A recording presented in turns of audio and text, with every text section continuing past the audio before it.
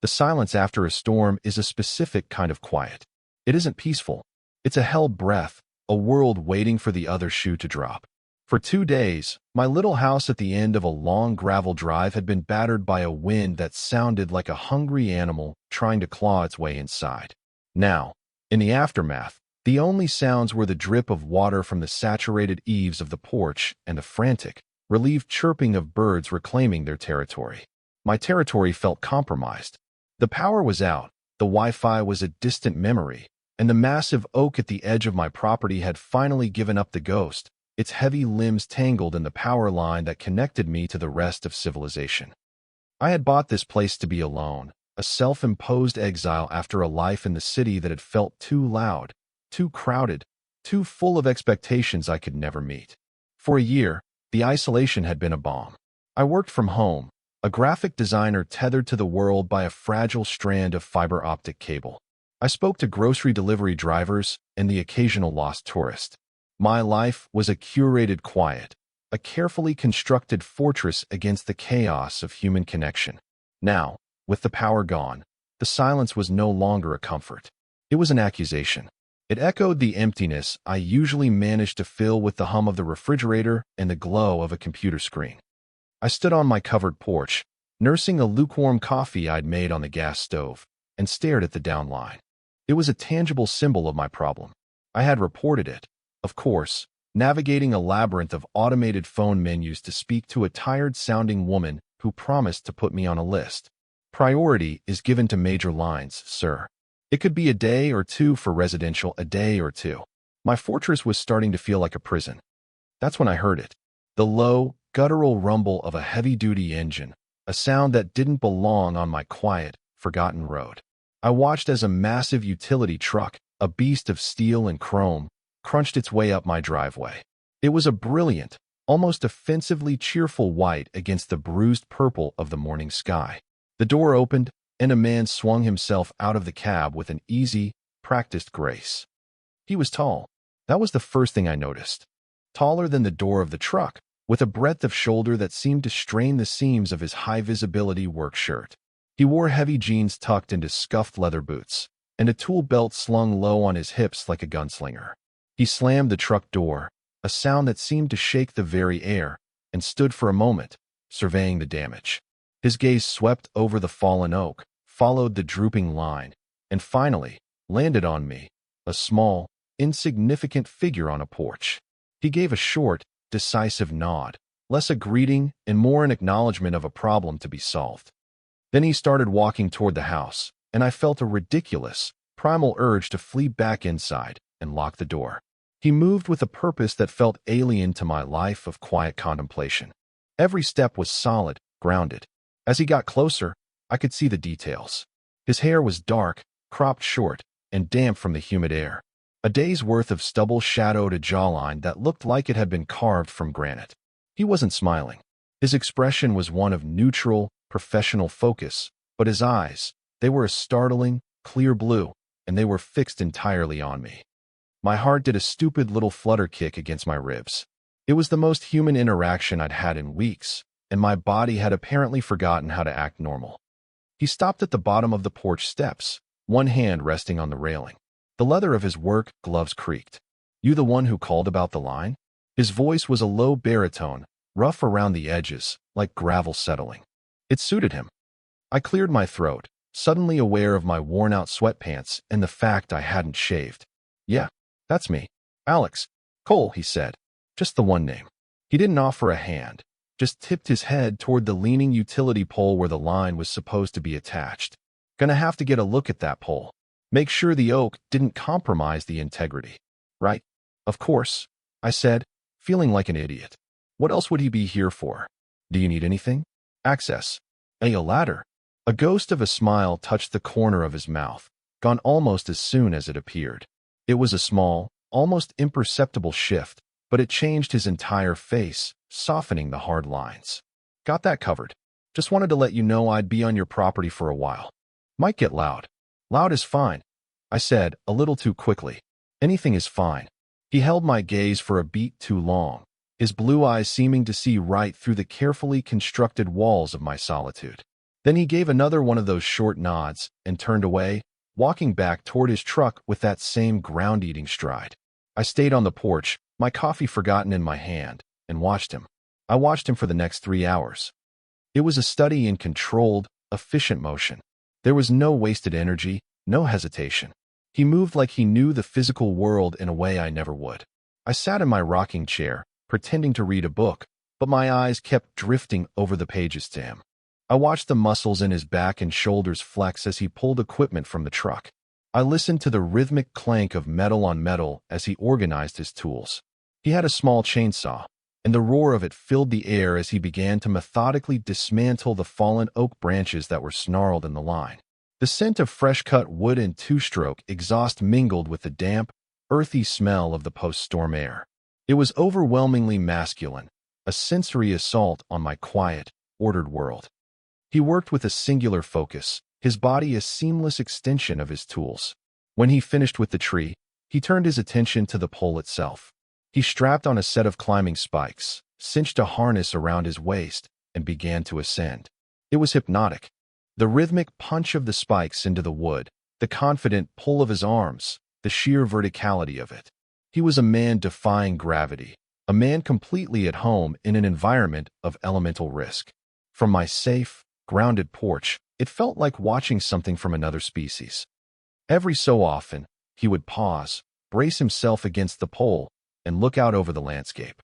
His gaze would sweep across the valley, the mist-shrouded hills, and then, inevitably, it would find its way to my porch. To me, the first time it happened, I quickly looked down at my book, my face flushing hot with the embarrassment of being caught staring. The second time, I held his gaze for a second before looking away. The third time, he was halfway up the pole, a silhouette against the clearing sky, and I didn't look away. We just looked at each other across the 50 yards of wet grass that separated us. I couldn't read his expression from that distance, but I could feel the weight of his attention. It was a strange, unnerving, and deeply thrilling feeling. My internal monologue was a frantic, looping mess. He's just doing his job. He's probably checking to make sure the homeowner isn't some psycho with a shotgun. Stop romanticizing the utility worker, Alex. Get a grip. But my body wasn't listening to my brain. My skin felt sensitive. My pulse was a low, steady drumbeat in my ears. I was acutely aware of him, of his presence on my land, in a way that felt like an intrusion and an invitation all at once. After he climbed down, he spent a long time at the base of the pole, running tests with a meter, his head bent in concentration. The sun was higher now, burning off the last of the clouds, and beads of sweat glistened on his neck. He pulled off his work gloves and shoved them into his back pocket, then ran a hand through his short, dark hair. I watched the simple, unself-conscious gesture and felt a pang of something I couldn't name. It was a raw, unfiltered yearning for something real, something tangible, something as real as the sweat on that man's brow. He packed up his chainsaw, coiled his ropes, and began organizing his truck with the same methodical care he'd applied to everything else. I assumed he was finished, that he would get in his truck and drive away, leaving me once again to my curated silence. The thought sent a surprising wave of disappointment through me. But instead of getting into the cab, he closed the utility compartments, wiped his hands on a rag, and started walking back toward my porch. My heart kicked up again. This wasn't part of the job anymore. The job was done. He took the steps 2 at a time and stopped in front of my rocking chair, standing close enough that I had to crane my neck to look up at him. He smelled of sawdust, sweat, and the clean, sharp scent of ozone. "Pole's stable," he said, his voice still that low rumble. "The anchor's a little loose from the ground being so saturated, but it'll hold. They'll send a different crew out in a few days to re-tension the guy wire, but your power should be back on within the hour. Main line crew is just up the road." Oh, the word came out as a small, stupid puff of air.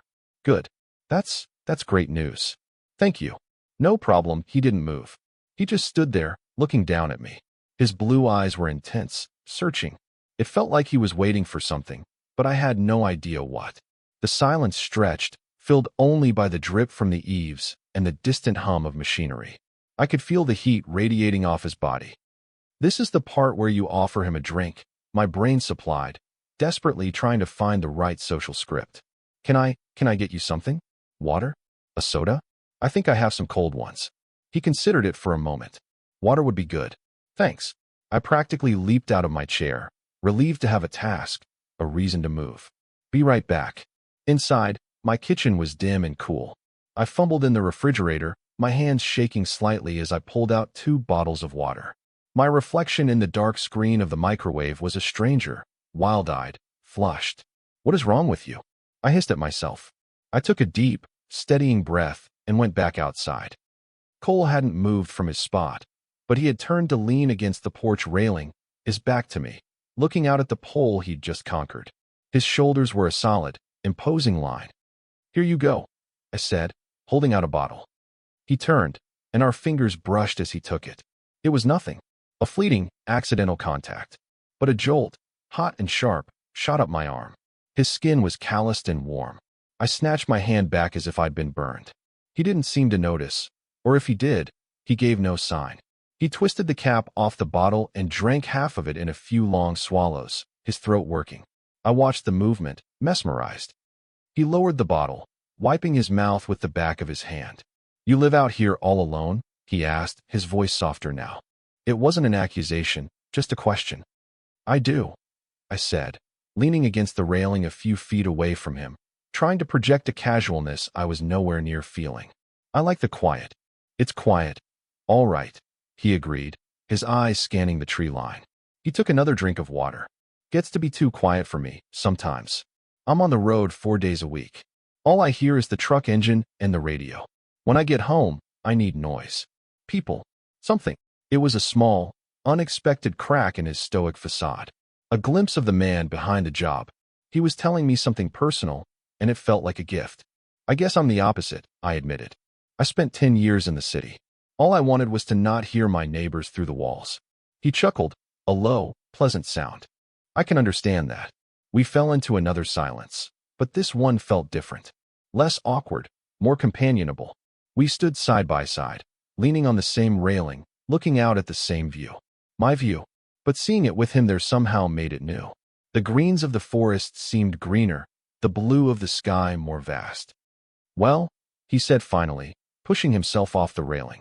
He drained the rest of his water and crushed the plastic bottle in one hand with a startling crackle. I should get going. Got 2 more calls before I can head back to the yard. Of course, I said, my brief bubble of hope deflating. Thanks again. For everything. It's the job, he said, but he was smiling a little. A real smile this time. It lit up his eyes. He started to turn toward the steps, and I thought that was it. The end of the interaction.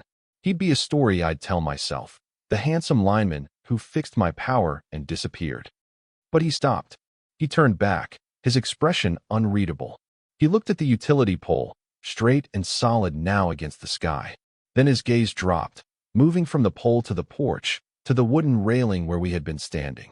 His eyes finally lifted and met mine. They were laser-focused, intense. He leaned one hand back on my porch rail, right next to where I stood. The space between us was suddenly charged, electric. He didn't look at the pole this time. He looked right at me. Closer, he said. The single word hung in the humid air between us. It was a statement, not a question. My brain stuttered to a halt, trying to process the input. Closer? What was closer? The pole? Was he talking about the pole? No. He wasn't looking at the pole. He was looking at me. His eyes were locked on mine, and there was a challenge in them, a dare. He was talking about us, about the few feet of empty space on the railing that separated our bodies. My mouth is dry. I can't form a thought, let alone a word. My entire universe has shrunk to the 6 inches between his hand on the railing and my own. The scent of him, sweat and sawdust, and something uniquely, elementally male, is overwhelming. He doesn't move. He just waits, his gaze unwavering, pinning me in place. This is it. A tipping point. A choice. I can laugh it off, pretend he was talking about his truck, about the pole, about anything else. I can retreat back into the safety of my fortress, into my quiet, lonely life.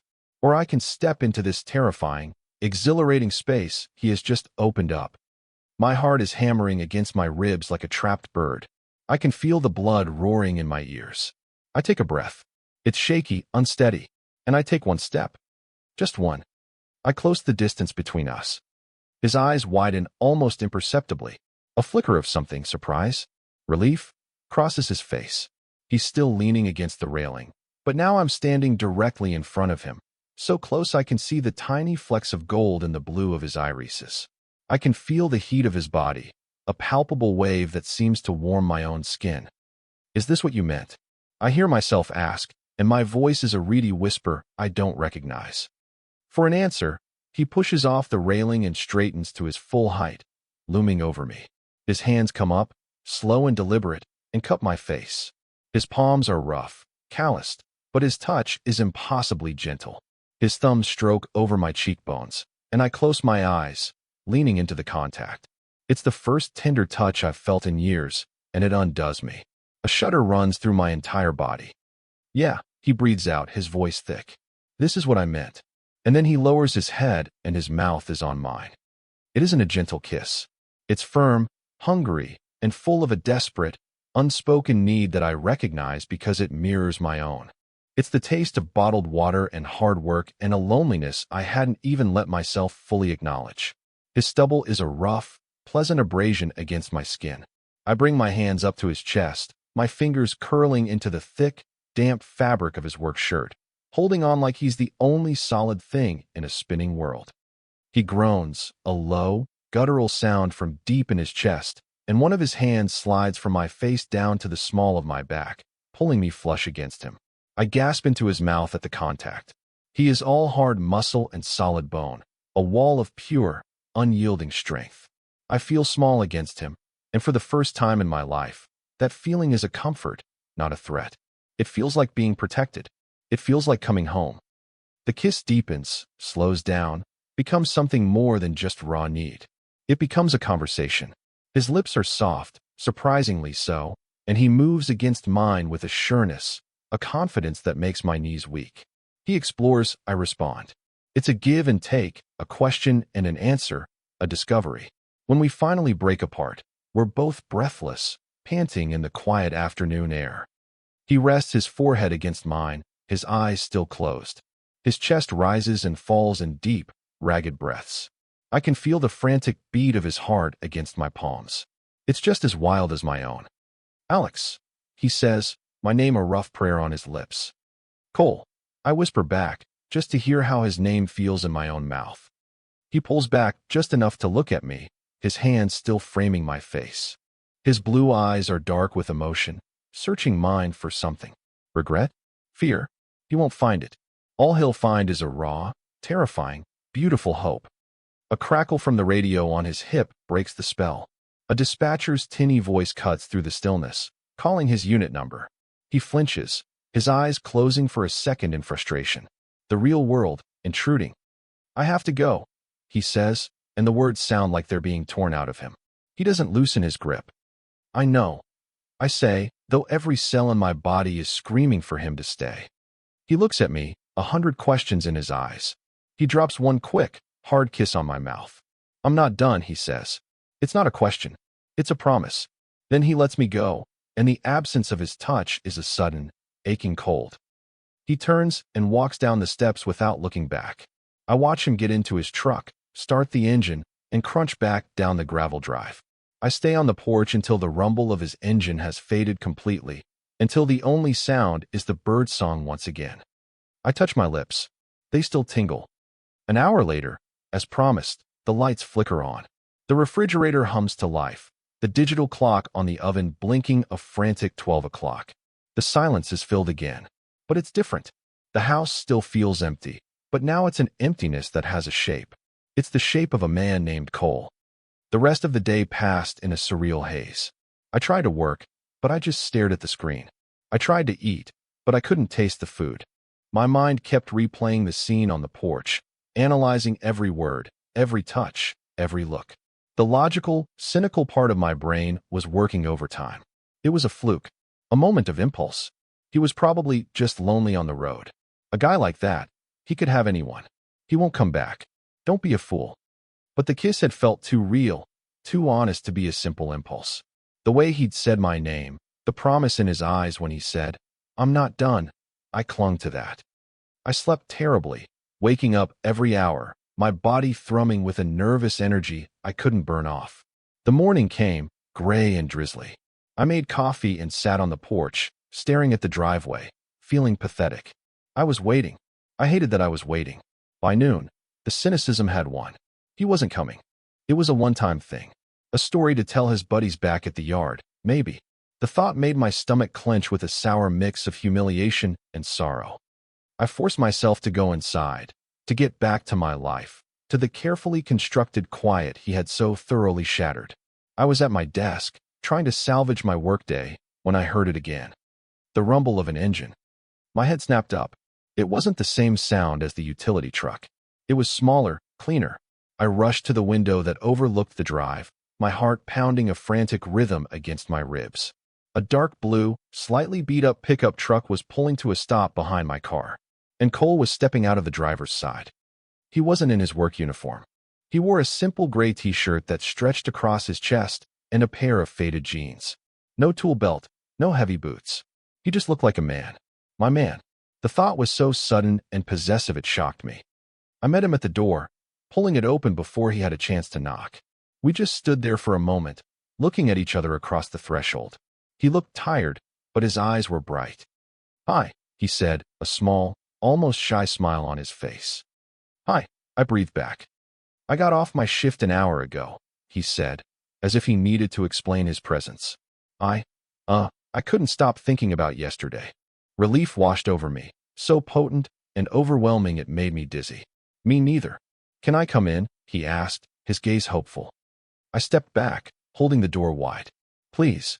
He walked into my house, and my small, quiet world reoriented itself around him. He filled the space, not just physically, but with an energy, a presence that made everything feel more alive. He looked around my living room, at my bookshelves, my art prints, the comfortable clutter of my life. "Nice place," he said, his voice quiet.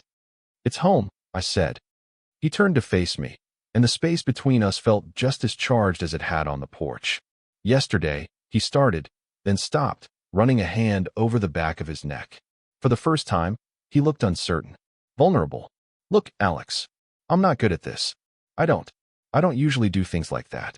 But when I saw you standing on that porch, and we were talking, I just felt this pull. I had to know." "Know what?" I asked, my voice barely a whisper. "If it was real," he said, his eyes locking with mine. "If what I was feeling was real. And when I kissed you it was." He took a step closer, and I met him halfway. He didn't kiss me this time. He just wrapped his arms around me, pulling me into a hug that felt like an anchor. I buried my face in his shoulder, breathing in the clean scent of his soap and his skin. I wrapped my arms around his waist, holding on tight. All the anxiety, the fear, the loneliness of the past 24 hours, of the past few years, melted away in his embrace. I wasn't in a fortress anymore. I was in a harbor. I woke up this morning. I confessed into his t-shirt, my voice muffled, and I was terrified it wasn't real. He held me tighter. "It's real," he murmured into my hair. "I promise." We stayed like that for a long time, just holding each other in the middle of my living room, the quiet house a witness to our silent understanding. It was better than a kiss. It was a confirmation. Eventually, we pulled apart, and I led him to the kitchen. I made us coffee, my hand steady this time. We sat at my small kitchen table, the drizzling rain tapping a gentle rhythm against the window pane. We talked. We talked for hours. He told me about his job, the long hours, the constant travel. He told me about his small apartment in the next town over, the one that never quite felt like home. I told him about my work, my escape from the city, my love for the quiet that had almost consumed me. There were no pretenses, no games. It was just two people, finally being honest about their loneliness and finding a startling, unexpected reflection in the other. As the afternoon light began to fade, he reached across the table and took my hand. His fingers laced through mine, his calloused palm warm and solid against my own. "I have to work tomorrow," he said, his thumb stroking the back of my hand. "But I'm off this weekend." "Yeah?" I asked, my heart lifting. "I was thinking," he said, his gaze steady and clear. "I could come back. If you want. We could. I don't know. Make dinner. Sit on the porch. Figure this out. Figure this out." The words were simple, but they held a world of promise. It wasn't a declaration of love, or a blueprint for a future. It was an invitation, a beginning. I looked down at our joined hands on the table, then back up at his face. The face of the man who had shattered my quiet, and then put it back together as something new, something better. The loneliness was gone. The fear was still there, a small, fluttering thing in the back of my mind, but it was overshadowed by a vast, expansive hope. I squeezed his hand. "I want that," I said, and my voice was completely steady. "I really want that."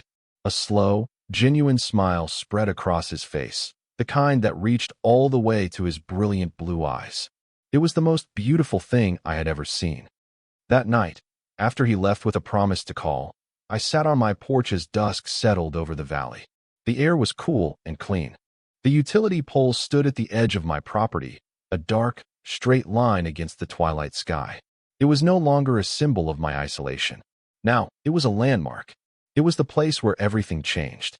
The place where a storm had ended, and my life had finally, truly begun. I wasn't just alone in my quiet house anymore. I was waiting for Cole to come home.